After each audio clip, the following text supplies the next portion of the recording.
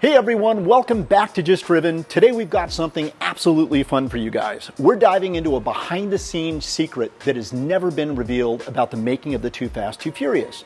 We're talking about Paul Walker, a slip of control, and a behind-the-scenes moment that shaped the movie in ways fans have never heard about before. Also, we're talking about the Turbocharged Prelude. And no, not the Honda, but a short 6-minute film that only the die-hard fans know about. In this video, we're breaking down the full untold story behind the Prelude short film, how it came together, why it matters in the Fast and Furious timeline, and what nearly everybody has gotten wrong about it. And here's the kicker. We got access to the actual car used in this filming. That's right, the real car. For years, fans have debated which GTR was used to shoot this. Well, we finally cracked the code, and after inspecting it up close, we uncovered something no one's ever talked about publicly until now. So stick around, because not only are we going to break this story wide open, but we've also got some fun trivia coming up to test you Fast and Furious fans and your knowledge. Trust me, you won't want to miss this one, so stick around. Okay guys, so let's rewind to 2003. Universal had just wrapped production on Too Fast, Too Furious. But something wasn't quite sitting right with the producers. They realized there was a pretty big story gap between the end of the first film and the start of the second film, and they kind of needed to fix it. In Fast 1, Brian O'Connor was last seen handing Dominic Toretto the keys to his Supra and walking away from the LAPD. But when Too Fast, Too Furious opens, he's suddenly in Miami, racing in the streets behind the wheel of that silver Skyline GTR. How did he get there? What happened in between? That missing chapter is a little-known short film called The Turbocharged Prelude to Too Fast, Too Furious. It's a 6-minute bridge that connects the first and second movies. It was released exclusively on the tricked-out edition DVD of The Fast and the Furious, just 3 days before the sequel, Too Fast, Too Furious, hit theaters. The DVD even came with a free movie ticket, which made it a clever marketing move. Most fans missed it. But that short film quickly answered one big question. How did Brian get from LA to Miami, and where did that silver Skyline come from? Let's break it down. So the short film was Universal's answer to a continuity question they couldn't ignore. How to justify Brian's transition from wanted LAPD fugitive in Los Angeles to street racing icon in Miami. Rather than add this to the front of the sequel, Universal opted to create a standalone mini-episode, a kind of cinematic postcard that would bridge the two worlds. The short was filmed quickly on a limited budget and relied heavily on visuals. There's absolutely no dialogue, no Dom, no Mia, no Letty, just Paul Walker carrying the story through his driving, expressions, and a handful of quick cuts. Written by Keith Donnell and produced by Chris Palladino, who had previously worked on music videos with Dr. Dre, Snoop Dogg, and Eminem. The Prelude was all style and rhythm. And for fans of the early 2000s tuner culture, it was pure eye candy. Filming took place entirely in Southern California, although it was staged to look like a cross-country escape. Locations included the first race, which was filmed in greater LA area. The car dealership scene where Brian finds the Skyline was actually filmed in Palmdale, California. And the motel scene was actually in Lancaster, California. While the Skyline GTR steals the spotlight in the Turbocharged Prelude, it wasn't the only car that got screen time. Early in the short, Brian O'Connor is seen behind the wheel of what appears to be a red Mitsubishi 3000 GT as he races his way east, staying one step ahead of the authorities and stacking cash up from backroad wins. But here's the twist. That car wasn't a 3000 GT at all. It was actually a Dodge Stealth, the rebadged twin of the 3000 GT, and it was far from the high-performance VR4 most fans associate with that name. So no turbos, no all-wheel drive, no GTO badge, just a naturally aspirated V6, bone stock under the hood. That said, on the outside, it looked the part. Custom body kit, flashy paint, oversized wheels, all the hallmarks of early 2000s tuner culture. The car may not have had much go, but it definitely brought the show. It was rented from a private owner and selected primarily for its look, not its performance. As Craig Lieberman explained, cars like these represented what was common in the scene at the time, mostly show very little go. Also briefly featured are a few Honda Civics and other background cars. While they don't get much screen time, they help round out the authentic tuner culture vibe that dominated early 2000s car meets. One cameo that flies under the radar for most fans is the appearance of actress Minka Kelly. She shows up briefly to pick up Brian after he abandons the Dodge Stealth at that roadside motel, and she's driving a Mitsubishi Eclipse Spider. The Spider wasn't just a random background car, it was actually one of the leftover vehicles from the builds used to create Roman Pierce's car in Too Fast, Too Furious. Mitsubishi Motors had supplied numerous cars for the production, and this was just one of them left over, repurposed for the Prelude shoot. It's a quick moment, but a fun piece of behind-the-scenes trivia that ties both films together more than most people realize. Fun trivia, Minka is the daughter of Aerosmith guitarist Rick Dufay. At the time, she was still relatively unknown, but would later go on to star in TV shows like Friday Night Lights and Titans. Her inclusion in the Prelude was just a blink, but it added a humane element to Brian's cross-country journey. Eventually, Brian finds himself at a car lot, supposedly somewhere in the Southwest, but in reality filmed in Palmdale, California. And there, almost too conveniently, sits a silver Nissan Skyline GTR R34. For import gearheads, it was the dream car, but here's where the production sleight of hand kicks in. That GTR wasn't just sitting there by accident, it was one of the actual vehicles used in Too Fast, Too Furious. And as you'll all find out in a moment, it has a story all of its own. If you like what you've seen so far, please don't forget to hit the subscribe button, give us a thumbs up, and don't forget to comment. Your comments mean a lot. If you look through all the comments on our videos, you'll notice we respond to almost all of them. There's a lot of creators out there that don't do that. We spend a lot of time interacting with you guys, so don't be afraid to give us a thumbs up, give us a comment, and be prepared for a response. So let's jump to the scene of Too Fast, Too Furious where Brian gets arrested. So there he is behind the wheel of his freshly built Skyline trying to escape the authorities when he gets hit with that ESD electrostatic discharge dart. The car stalls, he loses control, he hops a curb and slams into a parking meter.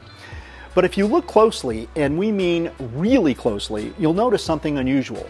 That entire sequence was stitched together using two different cars. If you've seen some of our other videos, you know how much we care about the details. And one of the key tricks we use when building accurate replicas is going back through the movie scenes of these cars and studying them frame by frame. And that's exactly what we did here. Once we played this part of the movie back frame by frame, we saw something we couldn't unsee. One shot shows the Skyline skidding and colliding into the curb. Then in another, two different shots, the Skyline gently jumps the curb and softly knocks over the parking meter, showing no significant damage. Then in the final action shot, we see it come to rest with debris flying and some notable damage. Then in the next panning shot, the car is trashed. The bumper is off, the headlight is shattered, the hood is buckled, and we see Brian with his hands up and the authorities moving in. So what gives?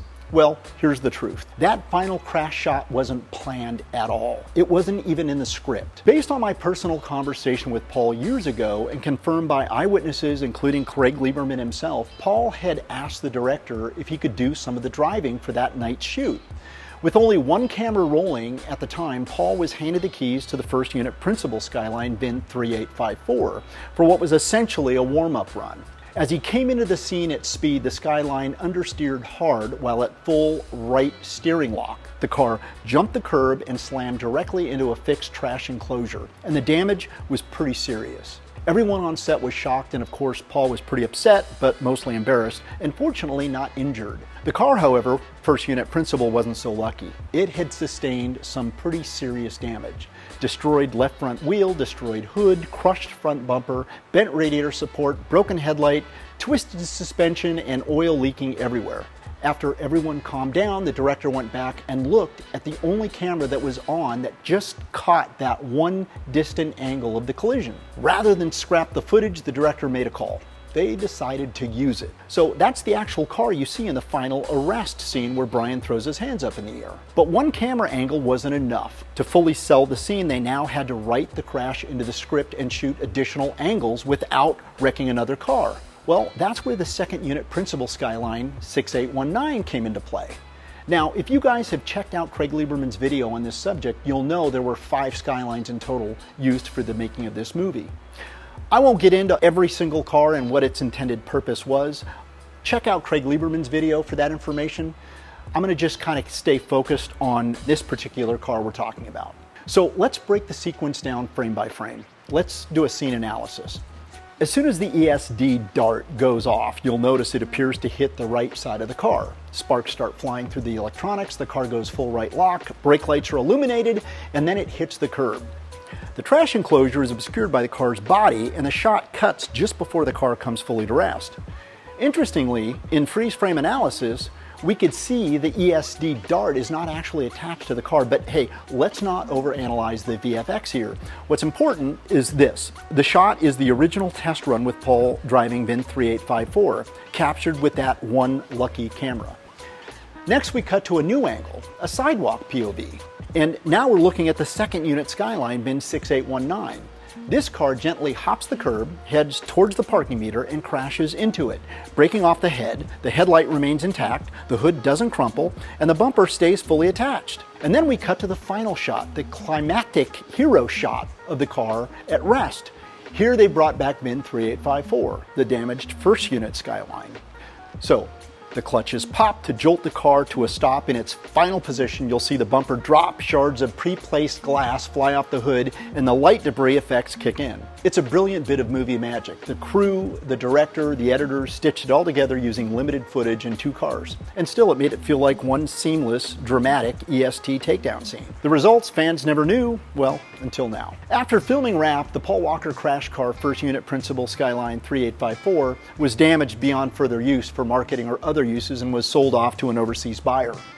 The lightly scuffed VIN 6819 GTR was patched up, stripped of its graphics, the wing removed, and repainted in silver. Then it was used to shoot the Prelude, with a green tint spray applied for the before look. When Brian enters the spray booth in the short film and paints the Skyline, what we're seeing is the transformation of what was that very same car. After the Prelude wrapped, the GTR sat idle at Universal. Eventually, it was moved to the Universal Studios Hollywood theme park for the tram tour. There, set designers applied a fresh set of graphics, complete with the iconic silver gradient from the movie, and put the car on display. Years passed. The car sat outdoors. Sunlight faded the paint. The graphics seemed to disappear where the gradient was applied, so it was brought back in for repaint and new graphics applied, this time without the gradient, and returned to the tram tour. Roughly a decade later, it was pulled for servicing and a good cleanup, and that's when I actually got the opportunity to inspect the car firsthand, down to every detail. Roll cage, nitrous bracket, gauge cluster, screen setup, everything. Full measurements were taken to guide us on our personal replica build. Today, that car VIN 6819 rests quietly in the Universal Asset Warehouse, no longer on display, but preserved as a part of Fast franchise history. Here's my final thoughts. Most fans never saw the turbocharged Prelude, and those who did probably never realized the layers of production detail that went into it. But now you know. The Stealth wasn't a 3000 GT or GTO, just a dressed up NA V6. The GTR was a real movie hero car with battle scars. Paul Walker's crash became canon, and one specific Skyline VIN 6819 had a second life in the Prelude, the tram tour, and now the archives. Two cars, one crash, one impromptu stunt, and a silver GTR that survived it all. Before we wrap this up, let's have a little fun and test your Fast and Furious trivia knowledge. Question 1. How many vehicles did Dominic Toretto actually drive in the first movie?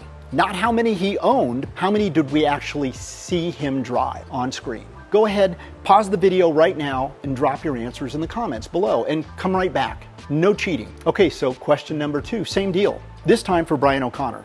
How many vehicles did Brian drive in the first Fast and Furious movie? Again, pause the video, type your answer into the comments, and then hit play. Come right back to us.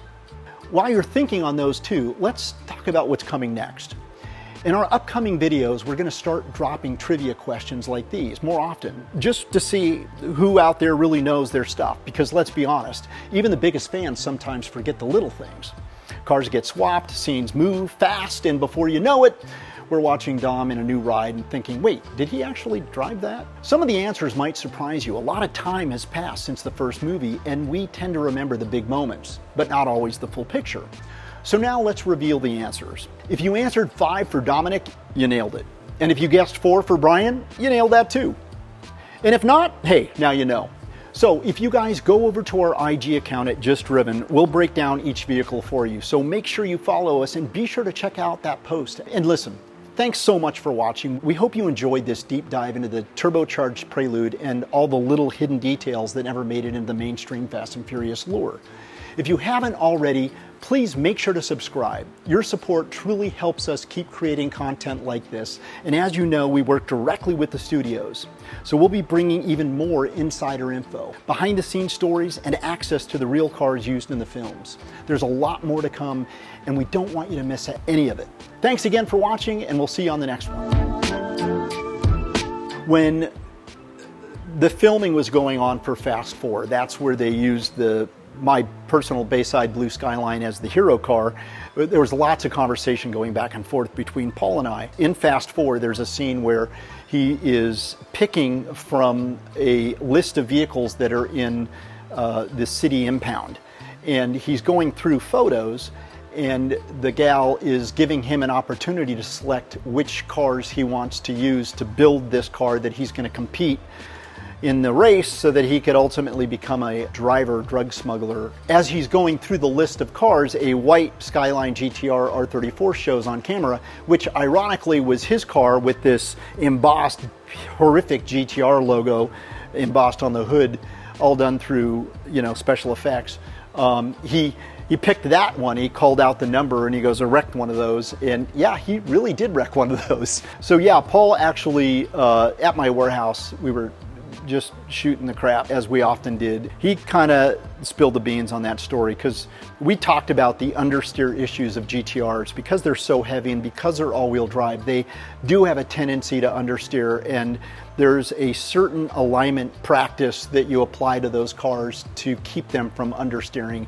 And that's when they start getting really tail happy and fun to drive. And that conversation came up, that ultimately what led to the crash was that car understeered, and mindful of the fact that the tires were a little cold. He was embarrassed about it, but that's when I learned about him actually crashing that car. I think Craig even elaborated on this topic in his videos too. So make sure you guys check out Craig Lieberman's videos.